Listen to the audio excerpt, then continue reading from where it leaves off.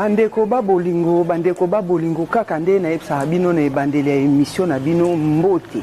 Mbote ya mingi Mado Shako TV officiel balobi parole sacrée Edino TV bilengi panza sangwa Congo mais à panza rapé mayele. Quand nde na yebisa bino c'est toujours un plaisir pour votre Mado Shako la Doliprane de la presse de vous accueillir na émission na bino o balobi boyebi bosolo toko yambela bino ka o bino bolobi ya bino moko Pasteur Gédéon Wabisben pona kosola makambo o etali Congo oza congolais na congolais donc etali yo etalinga tosola makambo ya mokonzi na biso babi tata nzambe o ya kombo ya Yesu Kristo Masia ya lobi eza Yesu te tout na e pona nini eza Yesu te. Pasteur Wabisben Gédéon Musiana o binomo bolobaka ya binomoko bonjour. Bonjour maman Mado Shako. Nzamba zobatela ndengo zomonaka. Nzambe nini? Jésus-Christ de Nazareth? Non, le souverain Seigneur Ya. Le souverain Seigneur Ya. Quand il y a Jésus-Christ de Nazareth? Bon. Jésus-Christ azali souverain. Jésus-Christ azali souverain puisque Jésus-Christ ezali falsification. Omone loko moto ayibio ya koyiba. Moto eloko moto ayibi ya koyiba tanga falsifié ezali lisusu na neta nango pureté. Ezana eta nango originalité. Donc Jésus-Christ ezayete puisqu'il y a plusieurs Jésus. C'est pour cela que non, il faut préciser que non, les souverains Seigneur ya puisque Nzambe azalaka vraiment na komboteneti nous les imetos anango. Mais ngana lobi ke eza lokuta. Jean 3,16 et Ebisibiso Boy que Jésus-Christ aza fils unique. Yo bengi na kombo ya ya. Ezali lokuta. Pour Luc 38 et Ebisibiso que babengi fils unique. Est-ce que c'est vrai ou faux? Moi, Jean 3,16 ils ont précisé que non, car Dieu a aimé le monde, il a donné son fils unique, afin que quiconque croit à lui ne périsse point, mais ait la vie éternelle. Bon, ils ont précisé, on a ils ont précisé que non, Adam a fils du vent. Mais au moment où maman m'a d'autant bazolo ba fils unique, ils ont un sens autocollo ba kenon lokola nzambazana mwana moko. Non. Déjà, tant que fils unique, fils de Dieu, fils de divin, il faut comprendre la parole, puisque c'est la parole prophétique. Expliquez bien. Donc, fils unique, c'est le temps que corps yamado. Corps oeza uniquement pour nayo. Le fils unique, le fils c'est le corps. Quand on dit que non, le fils unique de divin, donc corps unique il y a divin. Exact que non, bana oyaboti, exact corps unique il y a divin. Ça c'est le fils unique de Gédéon. Le fils unique donc les paroles moko codé paroles prophétiques. Nous autres les uniquement pour nayo. Nous autres les uniquement il y a Nzambe. Non, nous avons que tant que fils unique, non, puisque déjà il faut comprendre le contexte il y a phrase. Malobé belé dans la Bible, mais sous c'est prophétique. Alors sans comprendre dans Ngomabé, on peut interpréter Ngomabé. Puisque sur le fils unique de divin.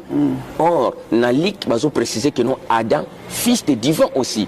Fils de divin par rapport à quoi? Puisque na tour ya Adam ezali par rapport puisque Adam n'a pas pati azana mamati après création ya Nzambe donc moto a créé mbalamoko a péché vieux Nzambe. Or nous les autres humains donc tobimi na pour création. Mais n'est-ce pas dans quelques émissions que nous avons eu à faire ensemble au préciser que Jésus-Christ a le premier Adam? Non, Jésus-Christ a le premier Adam na spiritualité. La spiritualité. Mais a le second Adam na physique. Na physique, ok. On comprend. Donc a le premier Adam na spiritualité, na création de ton existence. Okay. Mais a le second Adam na physique. D'accord. Mais yebisanga papa, question ana wayambo première dame to profiter ko pesa mbote c'est au début de l'émission mais na pesi mbote makasi parce que abandai ko komi tuna. Pe abandai komi ko se lamenter par rapport à cela. Abi est-ce que ko prier sans foulard eza péché. Maman Mado, prier sans foulard eza péché. Puisque la première foulard, selon Bible, ezali souki nzamba pesi mwasi. Non. Déjà, au moins lelo tango na ba église lelo makambo ekoma un peu ba comment makambo na ndenge mususu. D'accord. Donc déjà le première des choses, première foulard au monaka ya mwasi eza cheveux naie. D'accord. Cheveux naie eza lokola voile. Ozomona. Ba benyo voile. Foulard, il faut comprendre que non foulard de koti na temps ya colonisation, esclavagisme. Nata esclavagisme nde bakoti sa foulard. Foulard et outil na Bible était. Bible zolobe la voile, Bible zolobe la foulard était. C'est deux choses différentes. Donc il y a foulard, il y a le voile. Alors ce qui a moi c'est ça pour servir le voile. Il y a moi moi si ceux qui m'ont baliné à Koufi, il faut ba déshonorer. Il faut qu'on kataye souki donc ba longolier honneur wana souki za honneur ya mwana mwasi donc mais pourquoi voilà. Il faut ka ba kate souki pour mobali akufi est-ce que yango nde ko sala ki mobali akende lola to azonga na muki non mais au moni souki na yo tango bali souki na weza ko représenter lokola honneur pona mobali na yo ozomona eza honneur pona mobali na yo yango zomona ke non apôtre Paul a précisé alobi ke non soki mwana mwasi aza na suki te na motu il faut akanga eloko na motu pona ko il faut couvrir motu na ye non mais chez ça peut bien mais chez ça bien te mais chez ça bien mais chez ça la bien dégué wana to voyez la sujet wana sima parce que on se comprend il y a un petit peu de confusion origine il y a foulard et puis ça a confusion makasi na par rapport à quoi et bandi nano na bakimbangiste balobi keza mama mwilu mama mwilu mutabandaki makambo wana foulard mais pas ba chrétien balobi eza biblique yo siko lobi ni eza mama mwilu to eza biblique maman domoni na sujet wana je dirais ceci maman mwilu tant bazolo ba maman mwilu maman ceci donc maman mwilu banda foulard te. Maman mwilu te mutabana makamba foulard et puis déjà quand on parle de l'église kimbangiste un Congolais ne peut pas être chrétien, un Congolais ne peut pas être kimbangiste. Mais on sait que le foulard na ba kimbangiste c'est quelque chose par rapport à biso ba chrétien bato pena ba landelela ka to pesi ba ngombote bande kuna so ba kimbangiste to pesi ba ngombote belé bato pena o mona rata otali wapi na TV à toquer l'église na bango pena bazala pena foulard à la tête mais c'est normal, il faut comprendre des choses Mamado, c'est normal, il faut pas un foulard pourquoi puisque structure wana mona kawana église kimbangiste ezali église oyo ezali lokola kenon catholique masqué église catholique masquée église wana tongami par rapport à bakor puisque ça église de Simon qui église de Jésus-Christ par son envoyé Simon Kimbangu église de Jésus-Christ au Congo par son envoyé Simon Kimbangu donc ils ont basé toujours dans le christianisme donc c'est comme si une branche à christianisme ba fondé loko moko Kimbangu atika église te.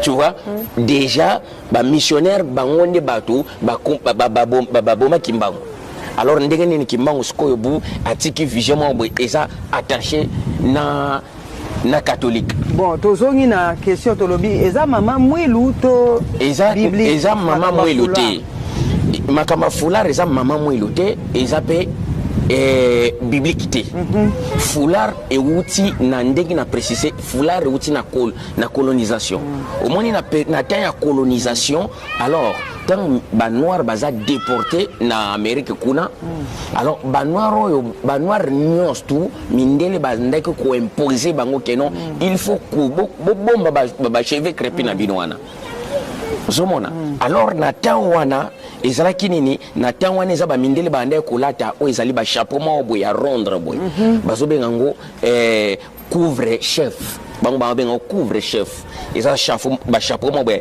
ya rondre église ya mama ya église mibali nde ba olata bo basi pe bande kolata ba chapeau ya rendre boye ezui moi singa moi lati voilà mais sikoyo basi o baza ko travailler comme esclave il faut pe o s'attacher foulard na yo na motu zomona donc alors ba yebela ki ba afro-américain par rapport à foulard eza lokola soumission alors yeko ça arrivé maintenant na tamoko boye ba afro-américain comme si foulard lokola mode aligno tika ngo lisusu te donc eloko bo imposa ki biso to jango to komisa ngo lokola mode na biso quoi donc identité na biso zomona ba komi ko kanga ngo ba forme belé or ka les aki faut ko kanga ka ko bombi suki na yo mais bango ba komo kanga ngo na liboso asali boul bazo sala ngo ba modèle belé mais c'est selon quand même voilà toza na 2022 voilà mais or bible zolo bela foulard te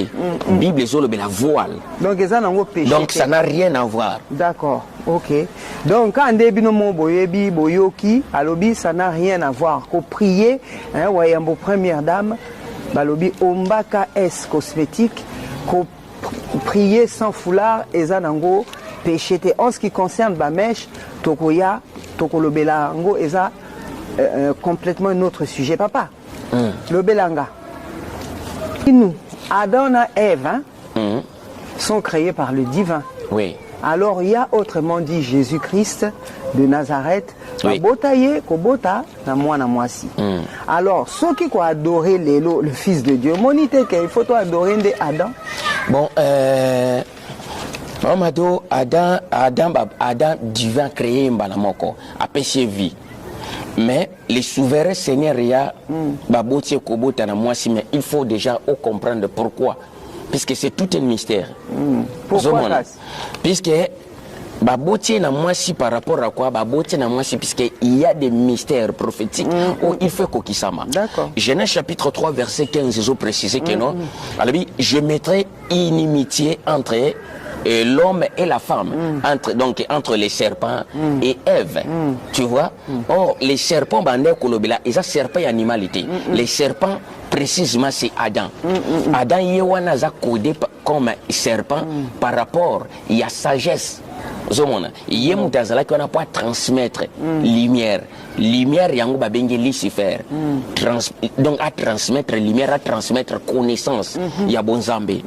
Mais maintenant après tout ce qui s'était passé, donc l'enseignement Zawana na YouTube, ou peut-être à tomber pour la première fois à Kende, na l'enseignement qui sur les origines pour na répéter ma cambouté. D'accord. Mais maintenant comment on a Zamba précisé que non, je mettrai inimitié entre l'homme Adam et la femme.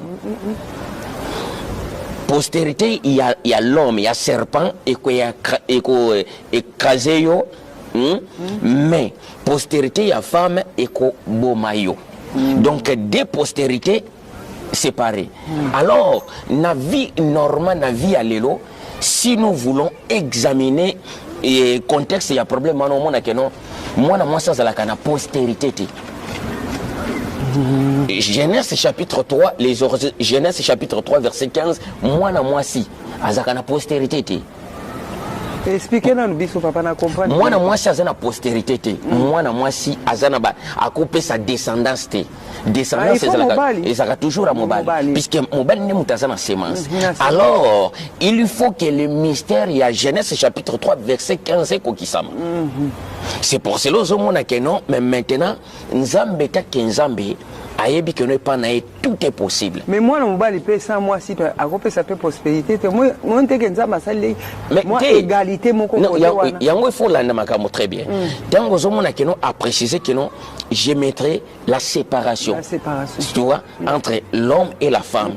La postérité n'a eu l'homme, puisque l'homme avait déjà, donc l'homme a dans la postérité. Adam a qui déjà la postérité n'a eu. Les hommes ils ont commencé à se multiplier, source, donc on a progéniture les Adam. Donc la création entière, tout être humain a à moyo progéniture n'a biso la source c'est Adam. Mais maintenant source il y a Ève et c'est quelque chose d'impossible que moi si après sa sémence. C'est sûr. Donc moi si doit descendre c'est ça.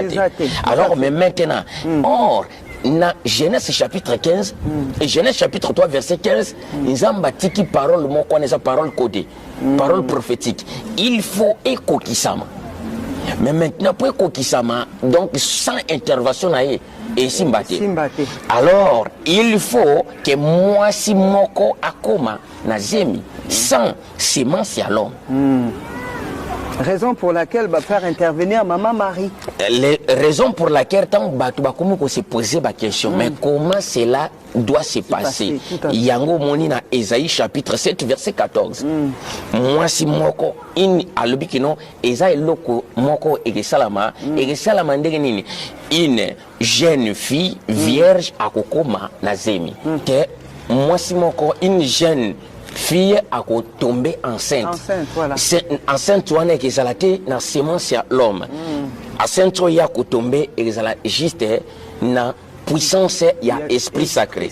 Donc Saint-Esprit. Na puissance esprit sacré, pas Saint-Esprit. Saint-Esprit c'est l'esprit de mort. Mais papa, quand on stipule bien le Saint-Esprit de Dieu, on peut aussi parler du Saint-Esprit de Dieu. Il n'y a pas le Saint-Esprit de Dieu. Nzambe azali ko na nguya nyonso. Non, azana ba kombo nyonso. Nzambe azana ba kombo nyonso. Esprit sacré. Soko komo benga te yoka. Soko komo benga Nzambe bien Nzambe azana ba kombo nyonso mukomo supo benga Nzambe Madeleine. Te azali kolo na nguya nyonso. Mais c'est pour cela il faut faire la différence. Même la Bible dit ceci, Mamadou.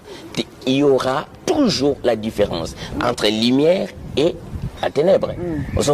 Il y aura toujours différence entre le jour et la nuit.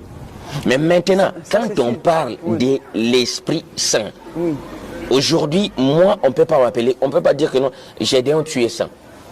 Non, mais cet homme c'est malade. Mais on peut parler aussi des saints moutons azotambola malade. Mais il faut déjà comprendre que signifie les noms saints.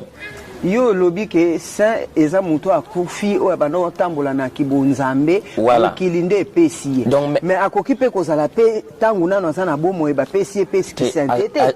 Et là on nyonso to mama do il faut la langue correcte ndenge ezokendela. Ndengo za ba ko bengo Madeleine sainte. Donc Saint Madeleine ba ko bengo ta l'église catholique ba bengo la Sainte Madeleine. Non, intakuza viva non. Pour béification ou autrement dit que non béatitude ba pesa kaka moto déjà ça koufi. Azali soste na vie oyo. Nzamba zolo ba que non soyez pire. Soyez pire. Alors autrement dit quand on parle de quelque chose de pire, pire c'est sacré. Ndeto lo bagatobi 20 oyo eza sacré. Donc 20 oyo eza pire. Nzamba zolo ba toza la pire. Alors la pireté de Bible est au Senga. Pour ce que le but la pireté. Mais papa, est-ce qu'aujourd'hui, quand bien même nous allons donner le nom de sainteté à une personne qui est décédée sous prétexte qu'il y a Tambola qui n'a Bonzambe, est-ce que vraiment à Tambola qui peut n'engager Nzambe Sengela Kezaka Kapo à Landela qui Moutoumoko Taza pur. Il y a précisé. Non, Mamadou. Sinon, je pense que Dieu n'allait pas exprimer le pardon. Il ne faut pas confondre des choses. Oui. Apôtre Paul a dit que nous courons vers la perfection. Oui. Tu sais, nasé à moi oyo, donc tu atteindre na nos bitité. Mais alors, nasé à moi yo toza lokola que non, ba marathon. Voilà. Apôtre Paul a précisé très bien que nous courons vers la perfection. Je n'en dis pas. Puisque le but de divin Père, c'est que l'homme puisse atteindre donc la lignée de la perfection. Oui, mais ça ne fait pas véritablement de la personne saint. Non, il n'y a pas de saint sacré. Non, sacré, on parlera de Dieu. Selon... Non, l'homme aussi sacré, puisqu'il précise très bien dans le livre Lévitique. Alors, que non, sacralisez-vous pour devenir sacré. Voilà, donc Nzamba rose à la sacralité, l'homme pas à la sacré. Non, l'homme est Nzamba azali sacré des sacrés. Donc sacré des sacrés, cela veut dire que non, à travers le sacré, ils ont fournir le sacré. Donc Nzamba pas rose à la saint des saints. Nzamba za saint des saints, Nzamba sur le bi, Nzamba za saint des saints, donc Nzamba za mort à mort. C'est ça la signification exacte. Après, selon Dengue Yozo comprendre. Non, pas selon. Bandeko bazotala na oyo ozo comprendre. Vous comprenez? Ngana comprendre, ngana guider mission pour bandeko na biso ba juger. Mamadou, mon but de l'évangile c'est de ramener les choses na état correct. Tu vois, de restaurer juste la vérité. Si c'était AB, je dirais que non, c'était AB. Alors, quant à l'homme de croire ou de refuser, non, moi je reste dans la position de non, sans. Mais alors, comment on va parler d'aujourd'hui dans les églises, papa, excusez-moi de vous couper la parole. Aujourd'hui, on va interpeller, on va appeler le Saint-Esprit et le Saint-Esprit va agir. Voilà. Alors, mais quel Saint-Esprit le Saint-Esprit, parlons du Saint-Esprit de Dieu selon le langage aujourd'hui des églises. Mais quand on fait appel au Saint-Esprit, quand les pasteurs font appel au Saint-Esprit, aujourd'hui, le Saint-Esprit agit de la part de Dieu. Maman Mado, je pèse mes mots. Oui. Tu sais, dans nos jours, voilà. Hein, la religion que vous voyez aujourd'hui, nous sommes basés à Nakati. Parlons de la sacrification. Pour nakoloba makambo yolobi papa liyebisa biso penana nubosolo. Est-ce que lelo na ba église ango sacrification ezali lisusu na bakambu ya ba pasteur o bazo sala? Tu sais aujourd'hui vous des journalistes, non, moins d'intervenir pasteur est-ce que l'on peut pasteur photo tout na parce que papa moni il y a solo tozo sala ba émission il y a solo ba émission pe ezo talema mutu na muntu azozonga pa na biso pona ko loba o ya koki ko loba mo na pe mutu ayi alobi apesi pe mayele na oza pe moi convaincu. Moi je suis au milieu du village non poser ba question nazo poser par rapport à on a recevoir paix na écoutez, voilà. Écoutez maintenant, mais maintenant quand on parle de la sanctification, dans nos jours aujourd'hui, la sanctification, na katia l'église, c'est des serres, ne va détruire pendant la sanctification. Tu sais ça? Est-ce que vous êtes sûr? Mais bien sûr. Quand on parle de la sanctification, on est tombé exact. Non, ma cambo n'a pas précisé. La sanctification est allée le la sacralisation. Alors, quand la Bible a précisé dans le livre Lévitique, sacralisez-vous pour devenir des sacrés au monde. Mais maintenant, dans nos jours, si un homme, il faut la sacraliser pour atteindre le caractère sacré, c'est très difficile. Ah bah oui, c'est pour ça que c'est très difficile na basi. Non, c'est très difficile na basi par rapport à quoi? Na bino ba na basi. Par rapport à quoi? Puisque c'est vous les femmes qui binonde batu bokoma lokwa ko corriger nzambe. Ah, papa expliquez na nubiso. Mais bien sûr. Aujourd'hui, maman Mado, si la parole de divin est bafouée, c'est bafoué par rapport à la femme. Ah, papa, expliquez dans entre Nzambasali, l'homme et la femme. Mais entre l'homme et la femme, ils ont mon côté à corriger Kanzambe neti mwasi. Oye bien go. Papa yebisa na nubiso mama bozwa kiti bozwa pena kiti pour makambo yendongo.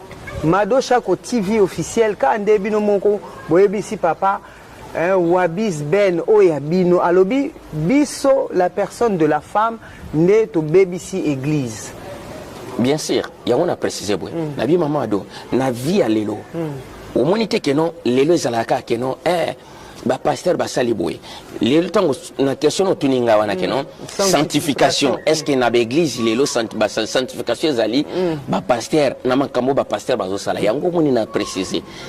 Sanctification au Lukango n'est pas pasteur.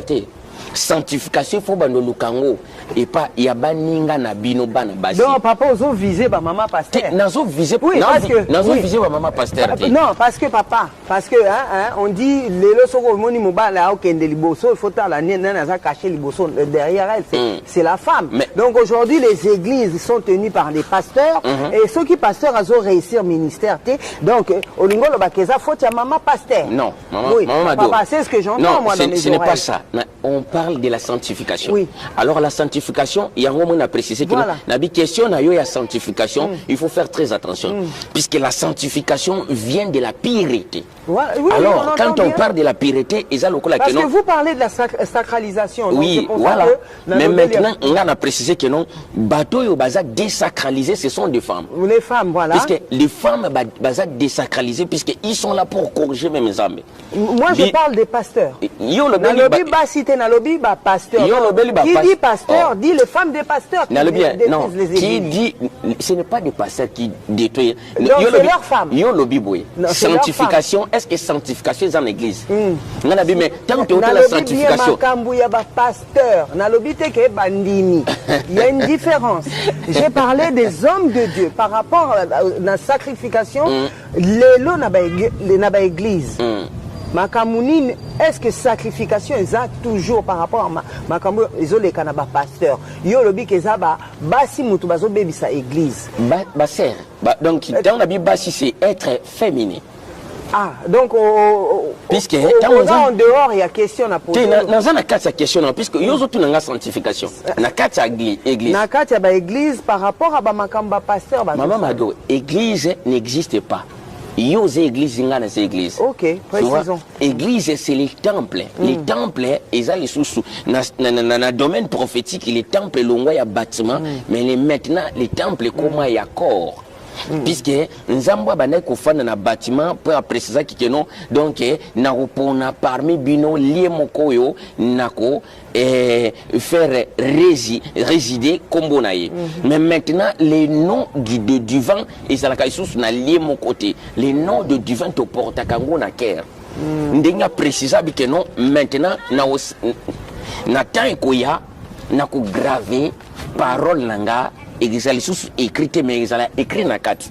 D'accord. Alors ceux qui parlent les gens na carte cela veut dire que non lui qui s'appelle la parole du divin il est à l'intérieur. Mais maintenant quand on parle dans nos jours est-ce que na l'église sanctification ezali ngana ke na domaine correct na l'église lelo soto lobi église autrement dit que non sanctuaire nzambe bato bazo détruire que non sanctification ezati lelo eza être féminin.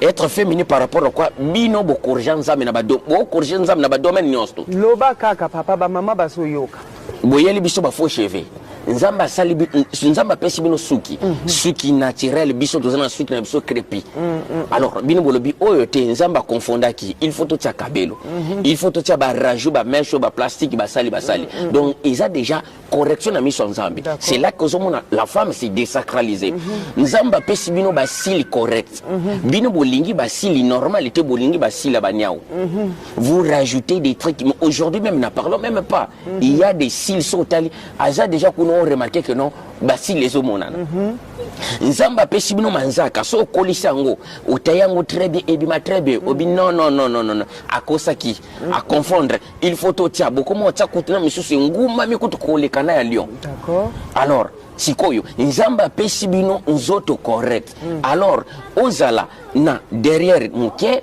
tozala na derrière ya mingi nzamba yebi ndenge ni na separa abi oyo il faut zala boyi ndenge na salilo puisque yende mutata ya kabatu alors vous ne voulez pas bomoni bokomo tiana ba derrière ya plastique nzamba pesi mutu mususu tolo munene papa yo monnaie derrière plastique ouais oh mais est-ce que yo peno tala rapé bien papa c'est comme il souma basi nalbi Mamado. Yo mona ki le sumbu, le mona ki derrière na moni angote, yo moni derrière. Même Mamado solo bi keno, solo bi na no moni angote, o kamu sangai moni. Yo mona ki angote. Kasi on a so préciser, na be info ezole kana.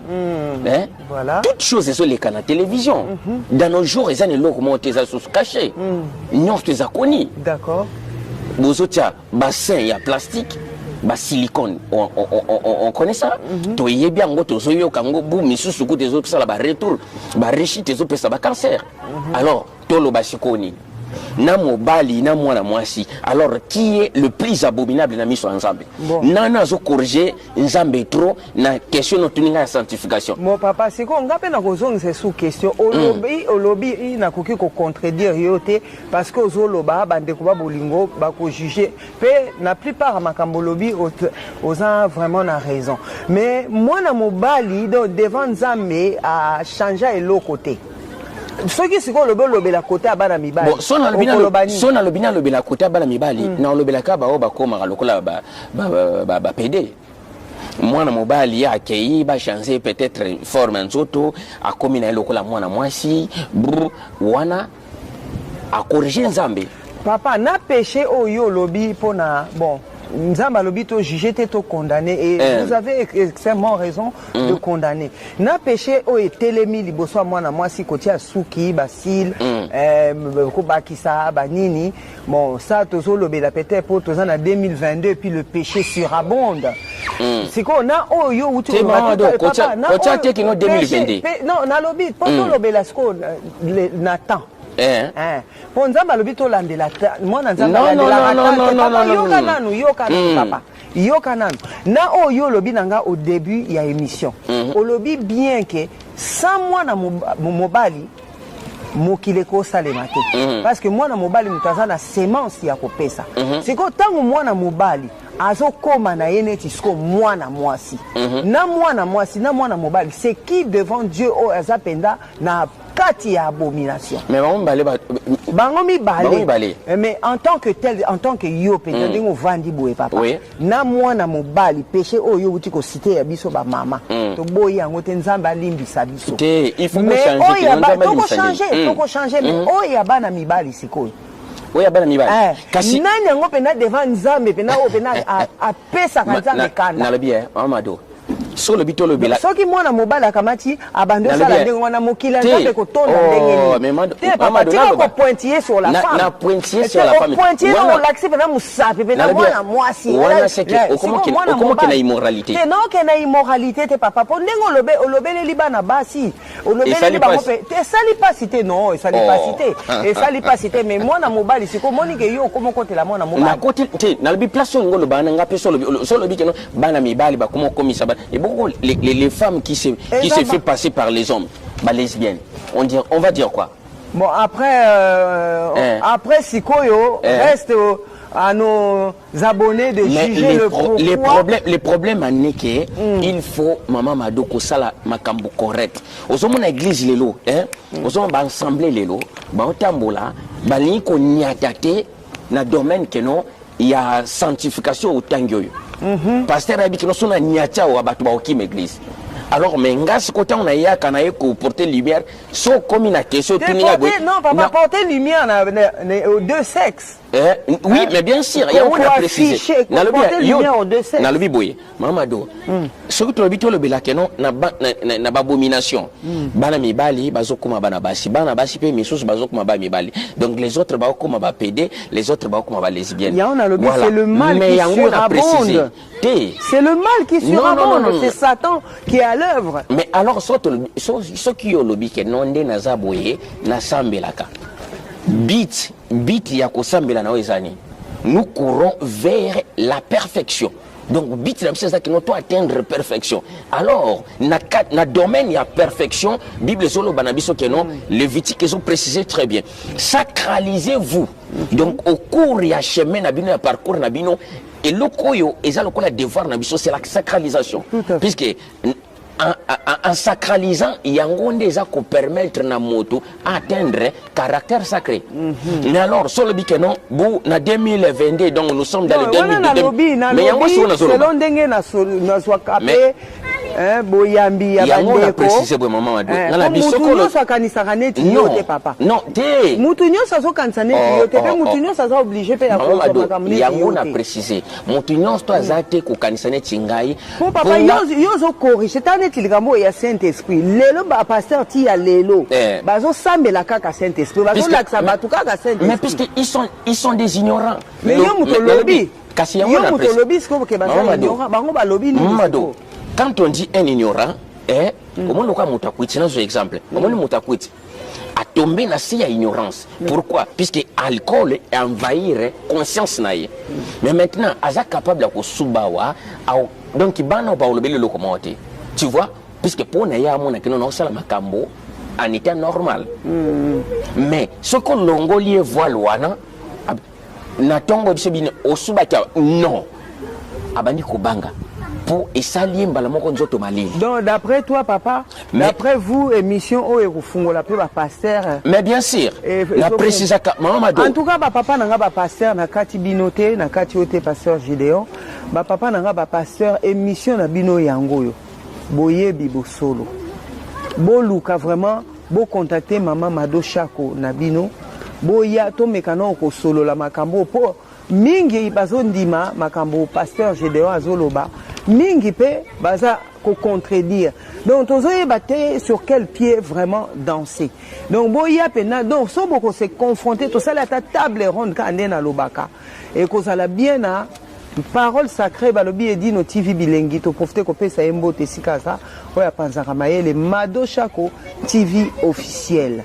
Hein, donc papa to continuer loba na notre.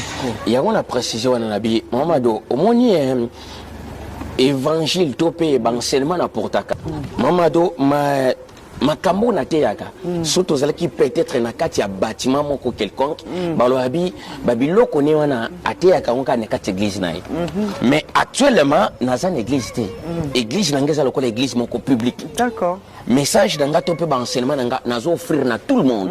Donc montaza libre ya ko yoka et puis aza libre ya ko porter peut-être jugement. Zomona na ndengi naye.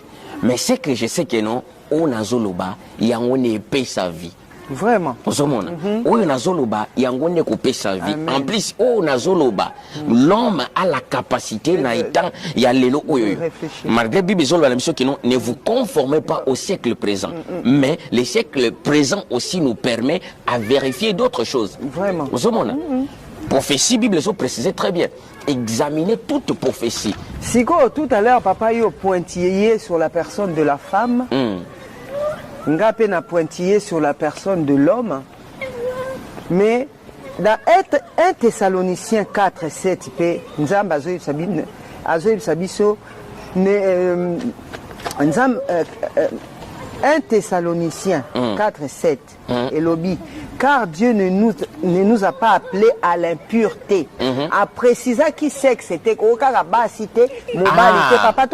Un Thessaloniciens combien? 1 Thessaloniciens 4, 7. Car Dieu ne nous a pas appelés à l'impureté, mais à la sanctification. Merci. Il n'a pas... Oui, non, je suis tout à fait d'accord. Je suis tout à fait d'accord aussi quelque part à Namakambozo. Je pense que Basape d'accord. D'accord. Mais côté Oyo, et sali-moi bien teza, côté préciser que c'est la personne de la femme qui détruit l'église.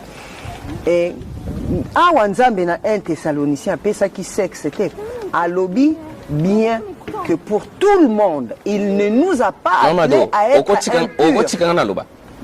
Loba papa, pour n'a continuer question mais vous savez, vous les femmes, vous n'allez jamais content. C'est peut-être notre nature. Oui. Vous les femmes, vous n'allez jamais content. Même dans le foyer, même dans libanda, même dans la prison sans âme. Papa, kananu, oebi ke soko bandi na makamba ba foyer, toya o changer sujet. Kasi on a ça, na ça. Na bi bozala jamais content. Soko ni makamba foyer to simba ngo mukolo mususu. Mukolo mususu on les a sujet. Yango na préciser. Nzambe tango apesi yo suki. Nzamba yebi non na pesi mutu na mutu selon volonté na ngai. Papa no lobela 1 Thessaloniciens 4. Alobi car Dieu ne nous a pas appelés à l'impureté, mais à la sanctification. Il n'a pas précisé le sexe. Mais là je parle vraiment en général pour tout le monde. Général. Si kana s'exprimer. Oui oui. Na précisé boye. Na bi nzamba bengi biso n'impureté te. Ma bengi biso na sanctification. Alors mais quand on prend l'impureté, au contraire nango ezali pureté. Nzamba bengi biso n'impureté te mais bengi biso na pureté. Tout à fait. Pour atteindre pureté, il faut passer la sacralisation. Batiango sanctification. C'est la sacralisation. Mais maintenant, qu'est-ce qui se passe? Yango moni na précisé. Na domaine ya course ndenge toza ko kimambango. Tozo kimambango ensemble. Mais maintenant tant to kimambango zo mona bi bana basi ba souffler trop hein. Mais puisqu'ils sont des femmes, bazo souffler trop na nzela po nzela chemeza mulai.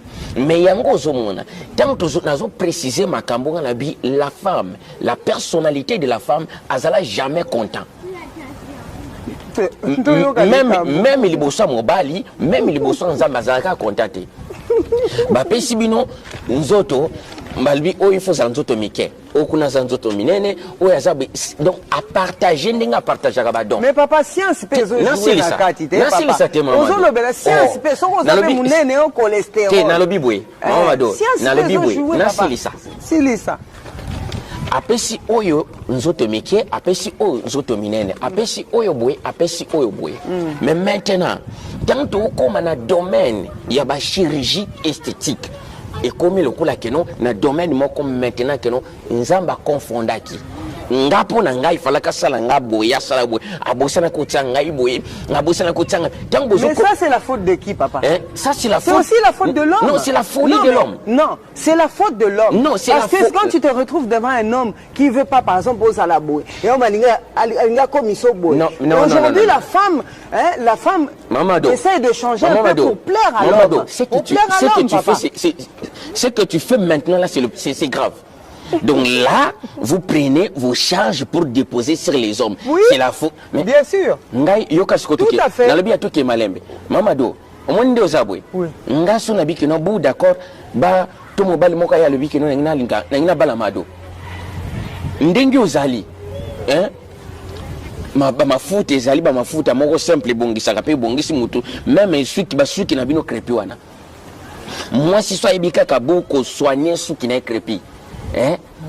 Bakangi to balabala ndenge bakoko na biso bana ko kanga kala na ba mama na biso donc on a keno beauté africaine bima mais aujourd'hui tu comprends kati le cheveu crépi et zamabé il faut aussi la biso ba cheveu lisse mais papa il y a aussi le temps qui joue na hiver au tambola na basuki te bakangi et bon mama mado na hiver au tambola na ba cheveu te bakangi ko kanga bonezat donc c'est quoi Kabelo n'a pas bon malili. Ah oui, ça joue un rôle. Donc c'est que Nzamba confond qui? T'es papa. Nzamba attend Oyope. Nzamba attend puisque il est le maître des circonstances et des temps. Alors maître des temps et des circonstances. Mais maintenant, Nathan Oyo bino il faut le que Nathan Oyo toza ko commettre les abominations liboso Nzambe mingi. Par rapport à quoi Nathan Oyo, précisément, les temps le plus terrible depuis l'existence de Mokili Sala. Donc, l'homme s'est levé pour maintenant commencer à corriger le divin. Il fallait que tu aies des ongles pour on a quatre fufubwe. Moi, ça comme quatre la fufubwe. Mais qu'est-ce qui se passe? Aza contenté. Mais elle n'est pas contente. Nani nous en Europe au lia fufu na mabo. Et azokata tozo mona na mona on a moi se battre fufu il faut qu'il aussi mon local aussi manibi. Pourquoi poiso banga manzaka ne ba fufu contre moi si aza efféminé donc aza mais maintenant maman mado depuis to botama moi ça on a fier ça ndenge nzamba sala papa depuis to botama to ebi no basil oyoyo eza mutla mutazaka misu bazana ngobele musu bana basite ti nazo beta c'est osote sanctification 1 Thessaloniciens 4:7 et biso car Dieu ne nous autant pour moi, car Dieu ne nous a pas appelés à être impurs. Oui, mais à l'impureté. À l'impureté, pardon. Mais azolo le belaka la bana basité. Mais yo kangami na bana bas papa bana basi ba sali onini. Na bien bana mibali. Bon, tokena kina na kina domaine mibali. Na qu'est-ce qu'on a domaine mibali? Oui. Na bien moi na mobali omoni. Omoni moi na mobali ba suis sac ya bana basa tebo. Rote Madoye, yomo ba déjà bi oyoyoko en fer yassir. Pourquoi? Puisque a changé. Mais papa bino monde a changé de domaine a commis non mamado condamné na yo mais ko juger balobi na tozo juger balobi l'homme bible yango me préciser l'homme spirituel juge de tout. Pourquoi? Puisque ceux qui sont spirituels bangonde ba ko juger ba mokili. Ba o ba ko appartenir na nzambe te muta ko juger mokili mais ba wana nde ba spirituel ba péché kate ba na péché bazane Mamado, il y a ce qu'on appelle la correction et le jugement. Non, je suis Mamado, même Psalm chapitre 19 faisons préciser David azolobabi pardonnez-moi na ba péché naza ko ignorer. Il y a d'autres choses ngape na salaka ngamo na bik noti na sumu kakape papa lelo nde tokomomona na kata ba église omona okene na église moko okimi yo bakoma benga omo asa ndumba église ba église akimaka okute na église okute na église okute na église. Est-ce que lelo bato wana lelo ba tokoki ko condamner bango ou bien parce que nde mutu azwi mayele bon yango alongwe na église oyo alongwe na église oyo. Non, mais dans la Bible, n'abandonnez pas vos assemblées. Mais, la Bible te précise qu'il n'abandonnez pas vos assemblées. Autrement dit, maison mère. Oui, l'anda très bien. Papa, oui. L'anda n'a pas expliqué. Maison mère, donc, c'est quoi banda? Dans la Bible, n'abandonnez pas vos assemblées. Mais si assemblée au banda qui a liboso. N'abandonnez pas vos assemblées. Les sango bozo sangana, pour abandonner un gote qui ozonga na mokili. Voilà, c'est autre chose. L'anda a précisé. Là, c'est autre chose. Mais, tant que vous avez assemblée moko, au côté, puisque notre but est zanini, il y a la vérité. Puisque vérité de moto, et ça, le traitement, il y a amnabiso. Pour qui s'abiso. Mais maintenant, tant on a continué à assemblée moko, bonamoni vérité zate, je suis libre de quitter pour chercher un autre endroit où il y a place vérité zali, prêcher comme ça. D'accord. Mais place on a trouvé, place on a moni, non, place on a moni que nos vérités zate, n'a quitté très bien. N'a quitté n'a luki place aux vérités zali. Puisque so oko que l'église mo bo ki okuta na l'église wana bakata kaka tozo kata sata, tozo papa sata, banda babanda au papa sata. Mais il y a eu des églises de la sorte, c'est très bien. Banda babanda au papa sata. Donc qui s'attend donc même à Tangombe bobando kata ba viande il faut ici la paix mamado mais papa qui kaka janvier beau papier et février beau papier mais papa on a une église ni papa hein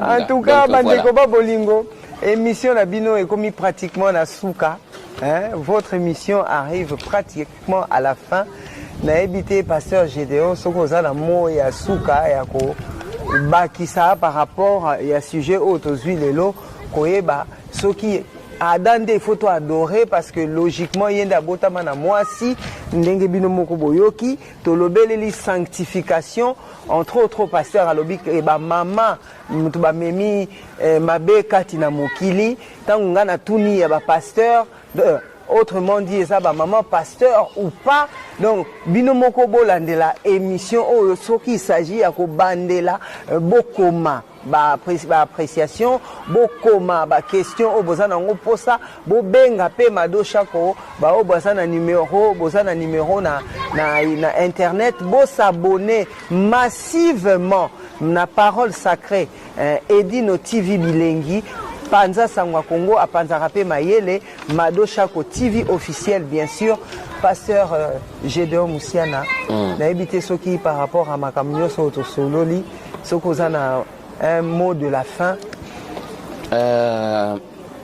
Mot de la fin na pesi bande konyos tout karambote et donc émission ngwana o esengla ki toloba yango tolobi déjà. Peut-être na moi ba question oh yo na poser yo message nini pena fort oh yo linga ki penza bato bande ko ba comprendre ya message fort ezali que non dernière question il y a sanctification il y a sanctification on a que non au préciser très bien dans Thessaloniciens dans 1 Thessaloniciens préciser très bien 1 Thessaloniciens chapitre 4 le bi que non nzamba zo préciser que non abengi biso na impureté mais abengi biso que non na pureté pour les deux sexes. Oui, pour les deux sexes. Comme homme. Oh, quand on a précisé, yango na précisé bande ko ya basi, il faut faire très attention nata o ya fin. D'accord. To komi nata moko que le diable a zo bimisa biloko yo oyo eza ko pousser bana basi bazo benga sexy.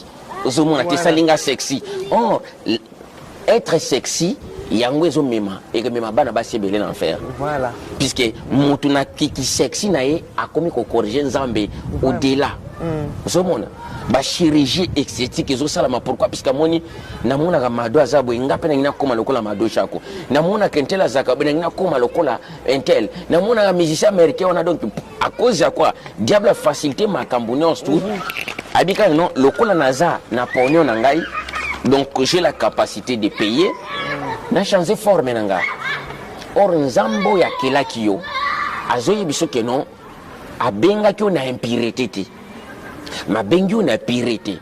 Le pureté, donc cela veut dire que non, au conserver en état pur, sans autant que non, na corriger na partie moko quelconque quoi. Je dois fournir des efforts pour na maintenir état nanga pur. État moko correct, nzamba salanga boy. Nzamba salanga peut-être derrière nangeza normal. Il faut natika ngo normal ndengeza ali. Mais so comment ça ba silicone, lobby, bou cancer, nambeta hôpital siko bou place ma kamuno sto ba péché no sto zonga la kaba pasteur. Papa il faut les kanato bonde la nzambe. Mawana nzambe allez. Mais papa, précisons qu'aujourd'hui, la chirurgie ne consiste pas seulement à le faire parce que nous le faisons par la beauté. Et ça n'a pas de problème, il y a ma maladie. Oza na muto aza obèse, non, obésité, ça maladie.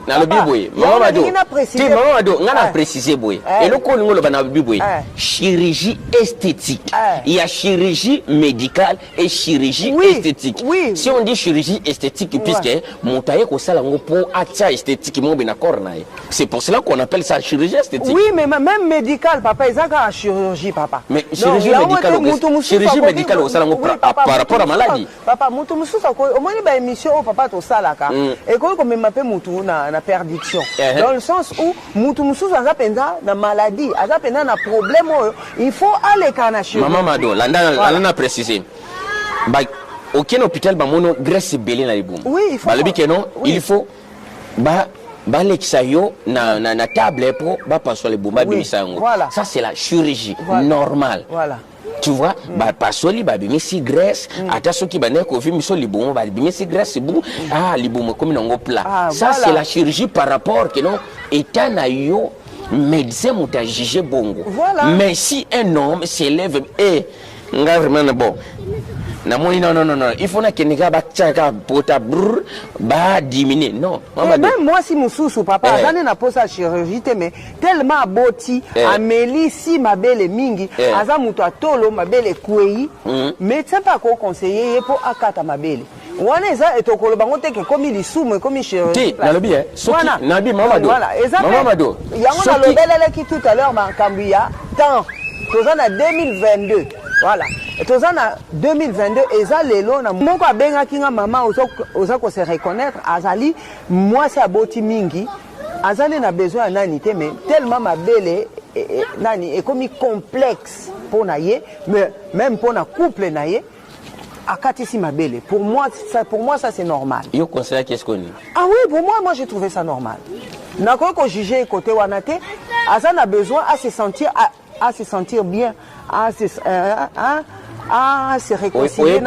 Oui, éviter ça n'a pas qui ça beaucoup copé donc plante sur ba melaka et dimina ma belle. Oui, maintenant il faut connaître, papa. Ah, c'est ça le problème. Maintenant il faut connaître, donc on ne peut pas tout juger, bien sûr on va condamner. Voilà. Mado Chako TV officiel, votre chaîne d'information en temps réel et vrai. Merci, pasteur Gédéon. Wabis Ben Oyabiso. Naza ko invité ba pasteur Boya. Chaîne Oeza Bino. Même oza pasteur, même oza pasteur T. Table ronde. Moutale ki muninga na mayele. Azate. Toi ka kopesa na ba idée pour vraiment kande to lobby mentalité surtout échanger pour pourquoi pas aimer ma biso payer na lola. Mado Chako toujours. Merci papa Nangandengo Yambi Pena pour y a une émission de sous to solo là. Merci pour la vision na yo. Vraiment batu mingi bazo sepela nango makasi. Nzambe apambola yo akende nango musika. Mado Chako na bino toujours kande na lobaka Chako ya bino. Bye.